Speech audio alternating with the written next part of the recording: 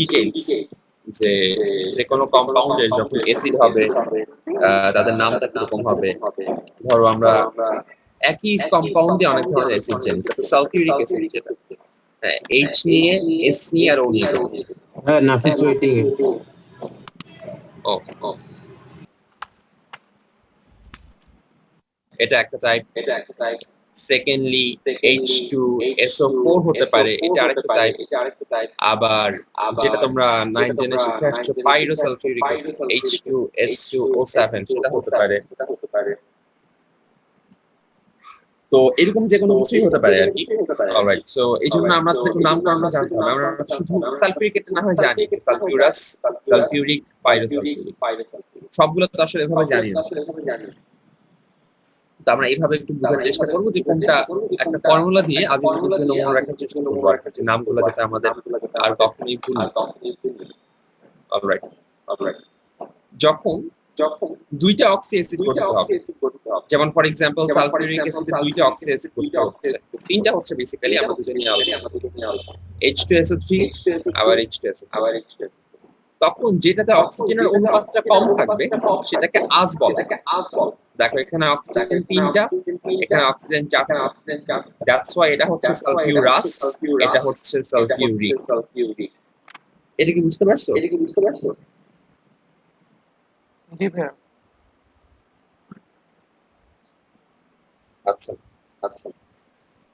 Alright. So এখানে এই জন্য দেখো এক্সাম্পল গুলা নাইট্রাস, দুইটা আমরা পরে ইকের সাথে কম্পেয়ার করলে বুঝতে পারবো, নামগুলো আপাতত দেখতে। Nitrous, sulphurous, chlorous, phosphorus, arsenous. এরপরে আমরা ইকে চলে যাই, ইকের সাথে কম্পেয়ার করে বুঝতে শুনতে হবে। সরি, কই গেল? ইকে হচ্ছে যদি দুইটা অক্সি অ্যাসিড গঠিত হয় তখন যেটাতে সবচেয়ে বেশি অনুপাত থাকে সেটাকে বলা হয় ই।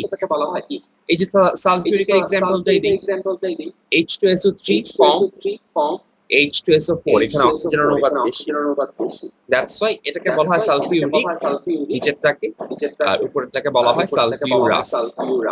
এখন আমরা সবগুলোর এক্সাম্পল দেখতে পারবো সুন্দর করে। দেখো HNO3 এটা হচ্ছে নাইট্রিক, HNO2 এটা হচ্ছে নাইট্রাস, HClO4 এটা হচ্ছে ইক, আর HClO2 এটা হচ্ছে ক্লোরাস। এইভাবে আমরা নামকরণগুলো ইজিলি কম্পেয়ার করতে পারবো আর কি একজনের একজনের সাথে। H3PO4 ফসফরিক, H3PO3 ফসফরাস, এইভাবে।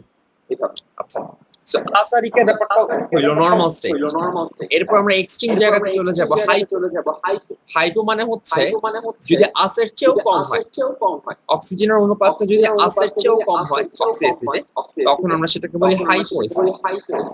যেমন এখানে দেখো HOCl, এখানে যখন আমরা HClO2 বলতেছিলাম তখন বলতেছিলাম আস, এই আসের চেয়েও কিন্তু এখন অক্সিজেনের অনুপাত আরো কমে গেল, দ্যাটস ওয়াই এটাকে বলা হচ্ছে হাইপোক্লোরাস। সিমিলারলি আমরা বলতেছিলাম HNO2 কে নাইট্রাস, এখানে অনুপাতটা যখন আরো কমে গেল, আগে রেশিও ছিল 1:1:2, এখন হচ্ছে 2:2:2, তার মানে অক্সিজেন অনুপাতটা আরো কমে গেল, দ্যাটস ওয়াই আমরা নাইট্রাস থেকে চলে আসলাম হাইপোনাইট্রাস। সহজ কথায় আসের চেয়ে কম হলেই আমরা সেটাকে বলবো হাইপো, তারপর নাইট্রাস। আচ্ছা, এরপর একটা আছে, সেটাকে বলা হয় পার। পার মানে হচ্ছে এর চেয়েও বেশি হয়ে যায়।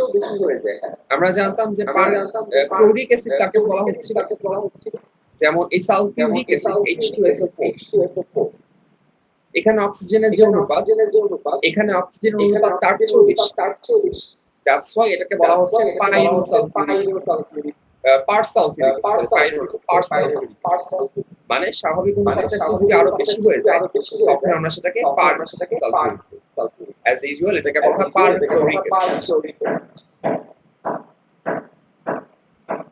কেউ কি কোনো কথা বুঝছো? জি ভাইয়া, বুঝছি। আচ্ছা, দেন আসে হচ্ছে মেটাতে, মেবি টাইপ হচ্ছে ছয়টাই, মেটা কোনটা? যদি এসিড থেকে একটা পানি অপসারণ করা হয় তখন আমরা সেটাকে বলবো মেটা অ্যাসিড। যেমন আমরা দেখছিলাম এটা হচ্ছে মেটা ফসফরিক অ্যাসিড একটু আগে, তার থেকে যখন পানিকে অপসারণ করলাম আমরা পেলাম হচ্ছে, সরি এটা ছিল ফসফরিক অ্যাসিড, তার থেকে পানি অপসারণ করা হলো, দেখো এইটা এইচ দুইটা কমে গেল, অক্সিজেন একটা কমে গেল, অ্যাজ এ রেজাল্ট আমি পেলাম মেটা ফসফরিক। আচ্ছা, এরপর লাস্টেরটা পাইরো অ্যাসিড। পাইরো কোনটা? এখানে দেখো একটা মলিকিউল থেকে এক অণু পানি সরানো হচ্ছে, এক মলিকিউল থেকে এক মোল সরলীকরণ হচ্ছে, তখন মেটা। যদি এমন হয় দুই মলিকিউল থেকে এক মলিকিউল পানি সরানো হচ্ছে, ইন দ্যাট কেস আমরা বলবো পাইরোসালফিউরিক। দুই মলিকিউল অ্যাসিড থেকে যদি এক মলিকিউল পানি সরানো হয় পাইরো হয়ে যাবে। সো তোমরা যে কাজটা করবা বাসায় সেটা হচ্ছে ফার্স্টে লিস্ট দেখবা, এইচ টাইটেল দিবা এভাবে এইচ এস ও, এরপর এইচ এস ও নিয়ে কি কেসেস হতে পারে লেখা শুরু করবা। একটা হচ্ছে H2 সরি H2SO3 আস, এরপর বি এরটা লিখবা, এরপর সি এরটা, সি এরটা ছিল হাইপো, তারপর ডি এরটা পার সালফিউরিক, তারপর ই এরটা ই যদি এক্সিস্ট করে তাহলে লিখবা এরকম থেকে যদি এখনো পানি সরানো সম্ভব হয় তাহলে, আর তারপর এফ। এবার প্রতিটা অ্যাসিডই লেখার চেষ্টা করবা, যেগুলো এখানে আমাদের মোস্ট কমন আছে, সালফিউরিক, ফসফরিক, ক্লোরিক, এই অ্যাট লিস্ট এই তিনটা বাসায় প্র্যাকটিস করা চেষ্টা করবা যে একটা অ্যাসিড দিয়ে সবগুলা ব্যাখ্যা করতে পারতেছি কিনা, মানে শুধু হাইড্রোজেন সালফাইড অক্সিজেন দিয়ে যে অ্যাসিড তার প্রতিটা নাম আমি ব্যাখ্যা করতে পারতেছি, এভাবে হচ্ছে বাসায় প্র্যাকটিস। আচ্ছা, সো অক্সো অ্যাসিডের নামকরণ নিয়ে কি কোনো সমস্যা আছে? আমরা এখন হাইড্রো অ্যাসিডে চলে যাব, যদি তোমাদের অক্সো অ্যাসিড নিয়ে কোনো প্রবলেম না। হ্যাঁ, পাইরোর ওই জিনিসটা আবার বুঝাবেন একটু? আচ্ছা, পাইরো মানে হচ্ছে যদি দুইটা পানির অণু থেকে একটা অপসারিত হয়, যেমন এখানে দেখো H3PO4 থেকে একটা পানি চলে গেল, দ্যাটস ওয়াই তিনটা হাইড্রোজেনের জায়গায় একটা হাইড্রোজেন, চারটা অক্সিজেনের জায়গায় তিনটা অক্সিজেন, এটা হলো মেটাফসফরিক অ্যাসিড। এখন হইলো কি, আমি একটা থেকে একটা পানির অণু সরাবো, আমি দুইটা ফসফরিক অ্যাসিড থেকে একটা পানির অণু সরাবো। দুইটা ফসফরিক অ্যাসিড মানে কি? H6P2OH, তাই তো না? মাল্টিপ্লাই করলাম, সেখান থেকে পানির অণু সরাইলাম, তাহলে এখন কি থাকলো? হাইড্রোজেন কয়টা বাকি? চারটা। ফসফরাস কয়টা বাকি? সবই বাকি। আর অক্সিজেন কয়টা বাকি? তো এটাই হচ্ছে পাইরোফসফরিক অ্যাসিড। ভাই আমরা তো গ্রুপ 13 এ দেখেছিলাম যে বোরন অক্সাইড এর সাথে আরেকটা ওয়াটার মলিকিউল অ্যাড করলে এটা মেটাবোরিক অ্যাসিড হয়ে যায়, এখানে তো মাইনাস করলাম কেন? কম্পাউন্ডের নামটা বলতে পারো?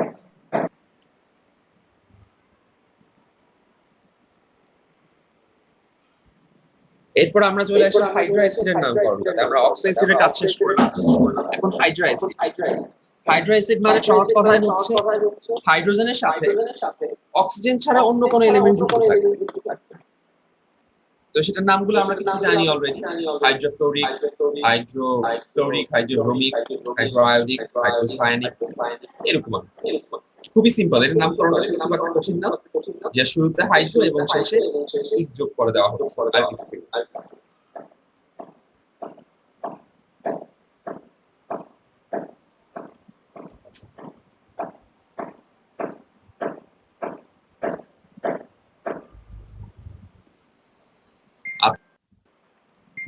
ভ্যারিয়েবল ব্যালেন্স তাদের জন্য তো অলওয়েজ আমরা ইক ইউজ করতে পারবো। আমরা একটু আগে খেয়াল করে দেখব যাদের জন্য ইক ইউজ করছি, ক্লোরিন, ব্রোমিন, আয়োডিন, সবাই কিন্তু জাস্ট একটাই ব্যালেন্স দেখে, সেটা হচ্ছে 1। কিন্তু এমন যদি হয় কোনো কম্পাউন্ড একাধিক ব্যালেন্স দেখাচ্ছে, ইন দ্যাট কেস তো আমরা আসলে শুধু ইক ইউজ করতে পারবো না, আমাদের সাথে কিছু ইউজ করতে হবে। এখানে সেটাই দেখো, স্ট্যানাস ক্লোরাইড, স্ট্যানিক ক্লোরাইড, মানে আমরা জানি টিনের দুটো ব্যালেন্স, একটা হচ্ছে 2+, একটা হচ্ছে 4+। ছোটটাকে আস বলা হচ্ছে, বড়টাকে বলা হচ্ছে। Similarly, ferrous, ferric. এখানে valency 2 plus valency sorry oxidation 2 plus 3 plus. এখানে আর্সেনিকের 3 প্লাস। আর এখানে একটু ভুল করছি। এখানে একটু ভুল আছে তার। মোস্ট প্রবাবলি আমরা নামগুলো একটু দেখে নেই। আমরা নিউট্রাল লিগ্যান্ড দেখবো, নেগেটিভ লিগ্যান্ড দেখবো আর পজিটিভ লিগ্যান্ড দেখবো। লিগ্যান্ড কি জিনিস এটা কি তোমাদের মনে আছে? জি ভাইয়া, যে ইলেকট্রন ডোনেট করে। হ্যাঁ, সহজ কথা যারা হচ্ছে কোঅর্ডিনেট বন্ড ফর্ম করে, শেয়ার করে না, জাস্ট ডোনেট করে। মানে ডোনেট করার পর তারা শেয়ার করে। আচ্ছা, তো নামগুলো একটু দেখে নেই আমরা। যেগুলো নিউট্রাল দেখে বোঝা যাচ্ছে তাদের কোনো চার্জ নেই এবং তাদের একটা লোন পেয়ার থাকবে। এখানে অক্সিজেনের 2টা লোন পেয়ার, অ্যামোনিয়ার একটা লোন পেয়ার, অক্সিজেনের 2টা লোন পেয়ার, এগেন এখানে অক্সিজেনের 2টা, নাইট্রোজেনের একটা লোন। সো লোন পেয়ার থাকবে এবং কোনো চার্জ থাকবে না। জি ভাইয়া।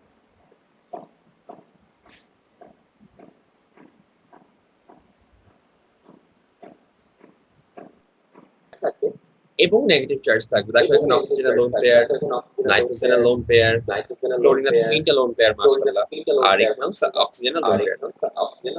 এই চার্জগুলো আমরা একটু মনে রাখার চেষ্টা করব যে কোনটা চার্জ কত, কোনটা কতগুলা লোন পেয়ার দিতে পারে। যতগুলো লোন পেয়ার থাকবে ততগুলো যে দিবে এমনও কিন্তু অলওয়েজ ততগুলো নাও দিতে পারে। যেমন ওয়াটারে কিন্তু 2টা লোন পেয়ার, কিন্তু সে কিন্তু একটাই দেয়। আমরা যখন টেট্রা অ্যাকুয়ামিন দেখছিলাম, সরি এরকম একটা ছিল না, CuH2O6, সেখানে কিন্তু একটা অক্সিজেনের 2টা করে লোন পেয়ার থাকলেও সে কিন্তু একটাই দিচ্ছে। যতগুলো থাকবে ততগুলাই দিবে এমন কোনো কথা।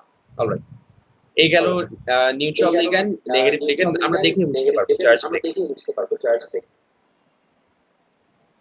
আচ্ছা, প্রায় শেষের দিকেই ভাইয়া, আমাদের এই দুইটা চার্ট কি এমসিকিউর জন্য লাগে না ভাইয়া? কোনটা ভাইয়া? ভাইয়া, এই দুইটা চার্ট এগুলা এমসিকিউর জন্য লাগে নাকি ভাইয়া? হ্যাঁ, এমসিকিউর জন্য লাগে যে এখানে কোনটা লিগ্যান্ড। ধরো তোমাকে 4টা অবজেক্ট দিল, জিজ্ঞেস করলো নিচের কোনটা লিগ্যান্ড, অথবা 3টা লিগ্যান্ড দিল আরেকটা লিগ্যান্ড দিল না, জিজ্ঞাসা করলো নিচের কোনটা লিগ্যান্ড। জি, বুঝছি ভাইয়া। বুঝছো? জি, জি ভাইয়া, বুঝছি।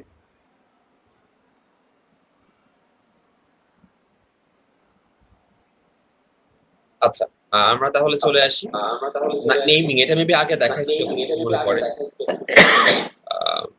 কমপ্লেক্স কম্পাউন্ডের যে নেমিংটা, পজিটিভের জন্য এক রকম, নেগেটিভের জন্য আরেক রকম।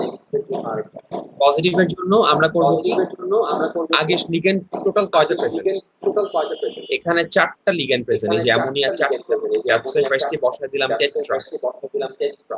এরপর দেখব লিগ্যান্ডের নাম কি।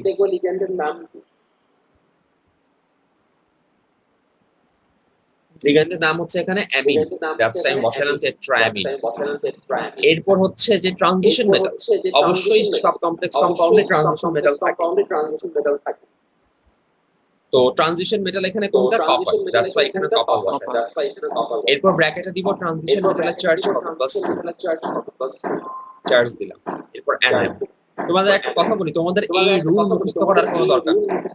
তোমরা যে এই কম্পাউন্ডের নামটা মুখস্থ করে পাবে, এই কম্পাউন্ডের নাম মুখস্থ করার পর এরপর সামনে যত কম্পাউন্ড আসবে সেগুলো এই মডেলে দাঁড় করায় ফেলবে।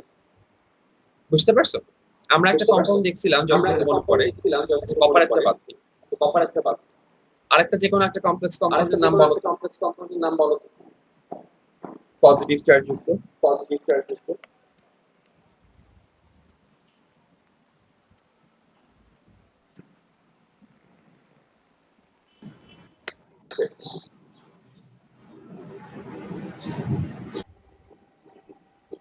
ঠিক আছে, সো এটার নাম কি হবে? 2টা আছে লিগ্যান্ড। তুমি এই ফরম্যাটটা মনে রাখবা, তুমি রুল মুখস্থ রাখার দরকার নেই, গ্রামারের মতোই আর কি। টেট্রা যেহেতু এখানে 2টা, তুমি এখানে দিয়ে দিলা ডাই।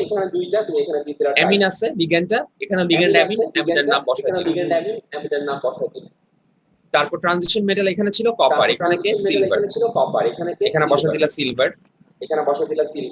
ট্রানজিশন মেটালের এখানে চার্জ কত প্লাস এখানে দিয়ে দিলা 1 নেগেটিভ আয়নটাকে এখানে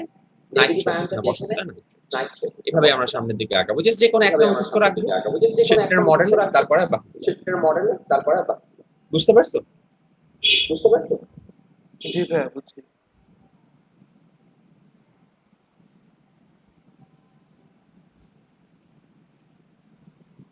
নিউট্রাল লিগ্যান্ডটা আসলে তুলনামূলকভাবে সিম্পল জাস্ট লিগ্যান্ড চারটা আছে লিখলাম চারটা লিগ্যান্ডের নাম কি কার্বনিল লিখলাম কার্বনিল আর এই যে ট্রানজিশন মেথডটা সেটা সবার লাস্টে লিখলাম এবং তার চার্জ এখানে যেহেতু শূন্য এটা দিলাম শূন্য আচ্ছা এটা নিয়ে কি কারো কোনো কনফিউশন আছে ভাই নিকেলের চার্জ শূন্য এই কম্পাউন্ড গোটা কম্পাউন্ডে ধরবো মানে না এই কম্পাউন্ডটাতে নিকেলের চার্জ শূন্য মানে কার্বনিলেরও চার্জ শূন্য নিকেলের চার্জ জি ভাই বুঝছি। মানে কার্বনিলের যদি নেগেটিভ চার্জ থাকতো ইন দ্যাট কেস না নিকেলের একটা পজিটিভ চার্জ থাকতো না জি ভাইয়া যেমন এই যে দেখো কার্বনিল হচ্ছে এখানে নিউট্রাল লিগ্যান্ড তার কোনো চার্জ থাকে বুঝছি ভাই।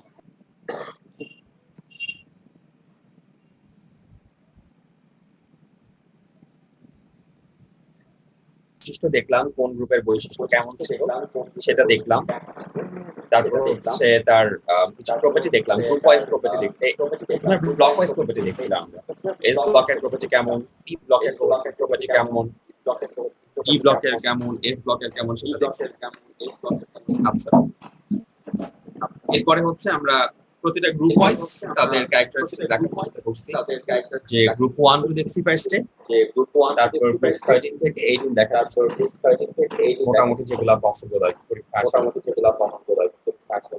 আচ্ছা এরপর কমপ্লেক্স কম্পাউন্ড নিয়ে এই আলোচনা এগুলো আজকে যেগুলো বলছি সেগুলাই আর কি আবার আলোচনা করা হয়েছে দেন কমপ্লেক্স কম্পাউন্ড গঠনের যে স্টেপগুলো যে লিগ্যান্ড দিচ্ছে তাদের হাইব্রিডাইজেশন দিচ্ছে সেগুলো নিয়ে কথা বলছিলাম যদিও তখন হাইব্রিডাইজেশন নিয়ে আমাদের খুব একটা ভালো আইডিয়া ছিল এরপর ম্যাগনেটিক প্রপার্টি কারা ডায়াম্যাগনেটিক কে ফেরোম্যাগনেটিক কে প্যারাম্যাগনেটিক সেটা দেখছিলাম অড নাম্বারের উপর বেস করে একটা অড নাম্বার দুটো অড নাম্বার তিনটা অড নাম্বার দেন ক্যাটালাইসিস প্রপার্টি দেখছিলাম কার ক্যাটালাইসিস প্রপার্টি কেমন দেন একটা important topic periodic properties of এখানে যেগুলো দেখা যাচ্ছে অ্যাটমিক রেডিয়াস আয়নাইজেশন পটেনশিয়াল সবগুলো নিয়ে আলোচনা করছিলাম আমরা কোনটা ডান পাশে গেলে পারে কোনটা নিচের দিকে গেলে পারে এগুলো নিয়ে আলোচনা করছিলাম দেন প্রতিটা ইন্ডিভিজুয়ালি যে ডান থেকে বামে বাম থেকে ডানে অলরাইট দেন হচ্ছে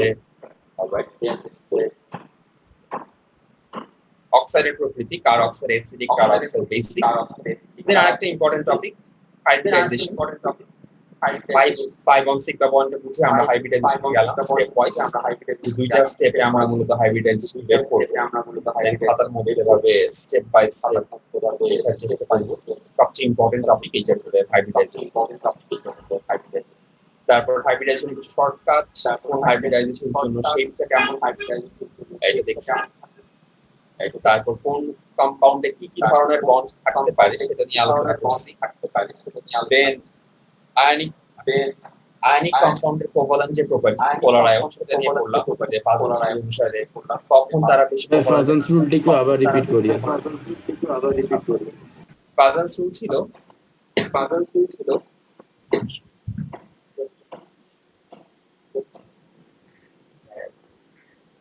পোলার আয়ন ঘটনাটা ছিল আয়নিক কম্পাউন্ডের ইলেকট্রন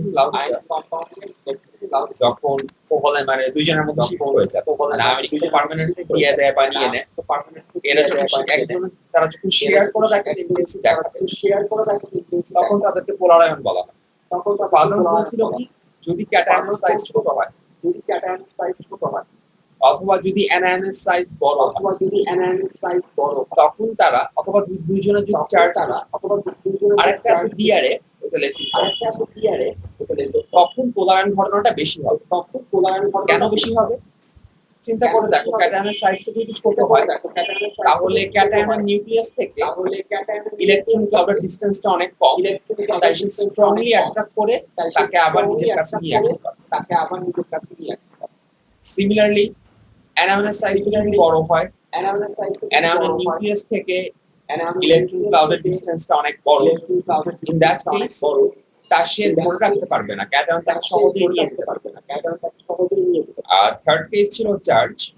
দুইজনের চার্জ যদি বেশি হয় তখন ক্যাটায়নের চার্জ বেশি মানে সে অনেক বেশি পজিটিভ, সে ইজিলি অ্যাট্রাক্ট করতে পারবে অ্যানায়নের ইলেকট্রন পারবে।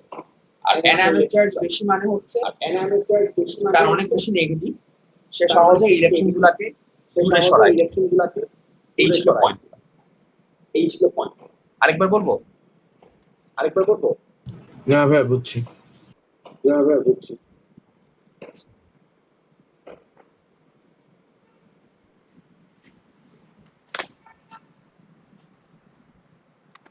কোভালেন্ট কম্পাউন্ডের আয়নিক প্রপার্টিটা, যে যাদের ইলেকট্রোনেগেটিভিটি ডিফারেন্স যখন 0.5 এর চেয়ে বেশি হয়ে যায় তখন হচ্ছে তাদের ডিফারেন্স যখন বেশি হয়ে যায় ইন দ্যাট কেস তারা আয়নিক প্রপার্টি শো করে আচ্ছা, এরপর ইন্টারমলিকুলার অ্যাট্রাকশন দেখছিলাম, van der Waals force, London force. আচ্ছা, এই যে হ্যাঁ বলো হ্যাঁ, লন্ডন ফোর্স আর ভ্যান ডার ওয়ালস ফোর্সে তো কোনো পার্থক্য দেখি না, পার্থক্য মানে সেমই তো লাগছে। হাই ডাইপোল, মানে আগে থেকে ডাইপোলটা ছিল, আরেকটা জায়গায় হচ্ছে ক্ষমস্থায়ী ডাইপোল, মানে ইলেকট্রনের ঘোরাঘুরির কারণে হঠাৎ করে একটা ডাইপোল আচ্ছা, বুঝছি ভাই। এরপর হাইড্রোজেন বন্ড, বলছিলাম একটা ইলেকট্রোনেগেটিভ এলিমেন্ট থাকবে আর একটা হাইড্রোজেন থাকবে, কিছু ক্যারেক্টারিস্টিক্স। আচ্ছা, এখন ও যেটা বললো নিজের মলিকিউল, এটা হচ্ছে ইন্টার মলিকিউলার, মানে হচ্ছে দুইটা ডিফারেন্ট অ্যাটম, এটা একটা মলিকিউল, এটা আলাদা একটা মলিকিউল, এটা আলাদা একটা মলিকিউল। এক নাম্বার মলিকিউলের ফ্লোরিন দুই নাম্বার মলিকিউলের হাইড্রোজেনকে অ্যাট্রাক্ট করে, আবার তিন নাম্বার এর হাইড্রোজেন দুই নাম্বারের ফ্লোরিনকে অ্যাট্রাক্ট করে। তার মানে এই যে আলাদা আলাদা মলিকিউলের মধ্যে যে বন্ডটা গঠিত হচ্ছে হাইড্রোজেনের জন্য, সেটা হচ্ছে ইন্টার মলিকিউলার হাইড্রোজেন। আচ্ছা, এখন ওই যে কোশ্চেনটা বললো সেখানে আসি। ইন্ট্রামলিকুলার, এই পুরোটা কিন্তু একটা মলিকিউল, এটার নাম হচ্ছে অর্থো নাইট্রোফেনল। এই মলিকিউলের মধ্যে একটা হাইড্রোজেন আর একটা অক্সিজেন, সেম মলিকিউলের মধ্যেই একটা হাইড্রোজেন আর একটা অক্সিজেনকে অ্যাট্রাক্ট করে। এই ঘটনাটাকে বলা হয় ইন্ট্রামলিকুলার হাইড্রোজেন। বুঝতে পারছো? জি ভাইয়া বুঝছি। জি ভাইয়া। হ্যাঁ, আবার একটু রিপিট করবেন এই ইন্ট্রামলিকুলারটা। যদি সেম মলিকিউলের মধ্যে আগের পার্ট ছিল কি, এটা একটা মলিকিউল, এটা আলাদা একটা মলিকিউল, এই ফ্লোরিন এই হাইড্রোজেনের বন্ড, আবার এই ফ্লোরিন এই হাইড্রোজেনের বন্ড, আবার এই আলাদা আলাদা মলিকিউলের বন্ড, আলাদা ইন্টার। কিন্তু যখন ইন্ট্রা হয়ে যাবে, সেম মলিকিউলের মধ্যেই একটা হাইড্রোজেন, একটা অক্সিজেন, বা অক্সিজেন অন্য কিছু হতে পারে, সালফারও হতে পারে, হাইড্রোজেনের সাথে অন্য কোনো কিছুর একটা বন্ড ফর্মেশন হবে, এই হাইড্রোজেন হচ্ছে হাইড্রোজেন। তবে এটা কিন্তু অবশ্যই নরমাল বন্ডের মতো ডট দিয়ে দেখানো যাবে না, এটা মানে এইরকম দাগ দিয়ে দেখানো যাবে না, ডট দিয়ে দেখাতে হবে। এটা ক্লিয়ার হয়েছে ভাইয়া? জি ভাইয়া। ভাই এই শেপটা কেন ফর্ম করে তাইলে? হেক্সাগোনাল শেপটা। এটা হচ্ছে বেসিক্যালি ভাইয়া বেনজিন, বেনজিনের সাথে এটা যুক্ত হয়েছে কেবল এই কম্পাউন্ডের নাম হচ্ছে ফেনল, এই যে কম্পাউন্ডটা এর নাম হচ্ছে ফেনল, আর এই কম্পাউন্ডের নাম হচ্ছে নাইট্রোবেনজিন। এটা তোমরা chapter 2 chemistry second paper chapter থেকে সবকিছু লিখবা। আর এই পজিশনটার নাম হচ্ছে অর্থ পজিশন। যে সেকেন্ড পজিশনটা এটার নাম হচ্ছে অর্থ। এভাবে নামটা আসছে অর্থ নাইট্রোজেন।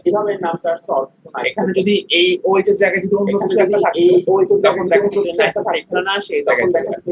এটা ডিপেন্ড করে এখানে কি আছে তার উপর। এটা নিয়ে ডিটেইলস আমরা পড়াশোনা করব ইনশাআল্লাহ। Chemistry second chapter organic chemistry জি ভাইয়া। বা কারো বড় ভাই বোন ক্লাস 12 এ থাকলে জিজ্ঞাসা করে দেখতে পারো কারো কিভাবে আসবে জাস্ট ইন শর্ট আচ্ছা এরপর হাইড্রোজেন বন্ড আমরা বললামই ইলেকট্রোনেগেটিভ ডিফারেন্স 0.5 থেকে 1.7 এর মধ্যে থাকবে এরপর কিছু ব্যাখ্যা হাইড্রোজেন বন্ড আমাদের কিসের কাজে লাগে এই যে বরফ যে পানি লাগে হালকা এর জন্য কাজে লাগে এটা কিন্তু একটা হিউজ ইমপ্যাক্ট ওই যে যেগুলা পোলার কান্ট্রি সেখানে বরফ যদি পানিতে হালকা না হতো মানে বরফ যদি পানিতে না ভাসতো বরফ যদি পানির মধ্যে ডুবে যায় তাহলে কিন্তু জলজ প্রাণ মানে মাছ বলো বা বিভিন্ন হাঙর টাঙর বাঁচতে পারতো না কিন্তু বরফ এভাবে বরফ পানিতে হালকা সে পানিতে ভাসে ওই অ্যানিমাল গুলা বা ওই মাছগুলা পানির মধ্যে বাঁচতে তাহলে সব মরে যাবে সিমিলার গোস টু আমাদের ডিএনএ স্ট্রাকচার এরপর হাইড্রোজেন বন্ড কিভাবে মেল্টিং পয়েন্টের বয়লিং পয়েন্ট ইফেক্ট দেখলাম এরপর তো আজকে এটা করলাম আচ্ছা ভাই, একটা H2O মলিকিউল চারটা হাইড্রোজেন বন্ড কিভাবে করে? আচ্ছা কোথায় আছে এটা ভাই দেখো তো ভাই বইয়ের মধ্যে লেখা can form 4 H bonds with adjacent 4 H2O molecules. আর ছবিটা কি পাঠাতে পারবে আমাকে আচ্ছা বুঝতে পারছি দাঁড়া হোয়াইট বোর্ডে দেখো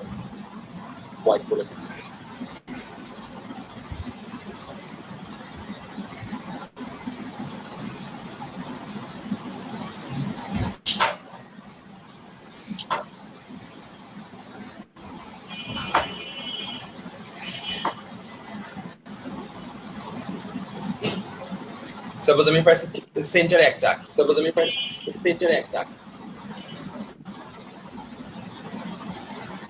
চার লোন পেয়ার আছে দুইটা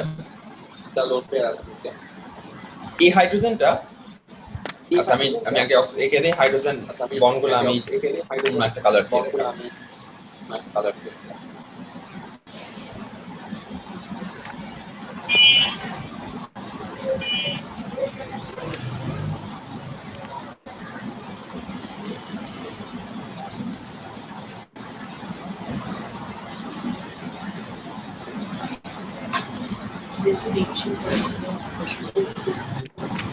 এটা হচ্ছে একটা হাইড্রোজেন বন্ড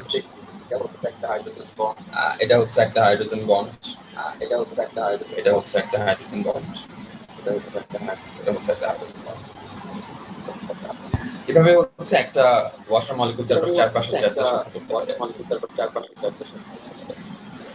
বুঝছি ভাই।